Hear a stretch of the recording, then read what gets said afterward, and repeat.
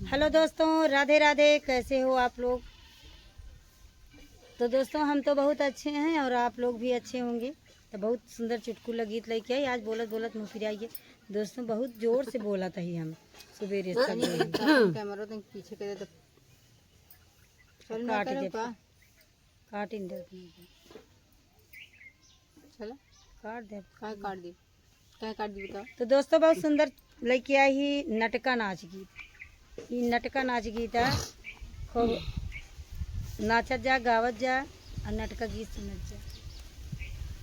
ए दोनों नैना कटारी बल में आल मारी में धई जा। ये दोनों नैना कटारी बल में आल मारी में धई जा। ये दोनों नैना कटारी बल में आल मारी में धई जा। ये दोनों नैना के भागो गई थी।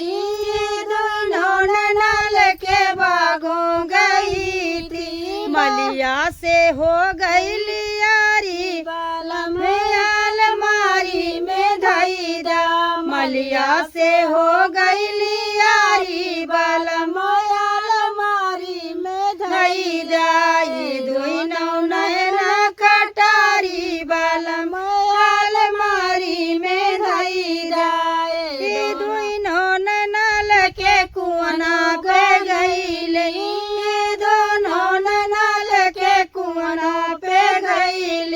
कहरा से होई गईली यारी बाल मयाल मारी में धई जा। कहरा से हो गईली यारी बाल मयाल मारी में धई जा। ये दोनों नैना कटारी बाल मयाल मारी में धई जा।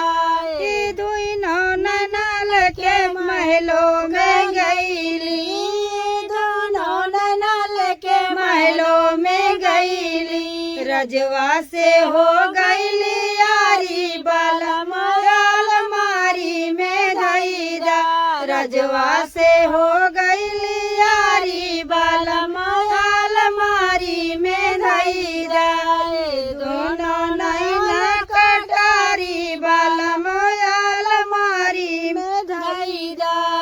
दोनों नैना के सजिया पे गईली। दोनों नैना के सजिया पे गईली। देवरा से हो गईली यारी बाल अलमारी में धई जा। देवरा से हो गईली यारी बाल अलमारी में धई जा। ये दोनों नैना कटारी बाल अलमारी में धई जा। दोनों नैना कटारी बाल अलमारी में धई जा। ये बार दोस्तों हम चश्मा लगाए रहे थे ताकि हम का करी, हम तो चश्मे नजर न पड़ी है पर नैनवा पे। सुनी तो ना जब नैनवा पड़ी ना तो लड़बई न करी। हो जाए कोनो बात नहीं। हाँ हो दोस्तों, आप सब करिए।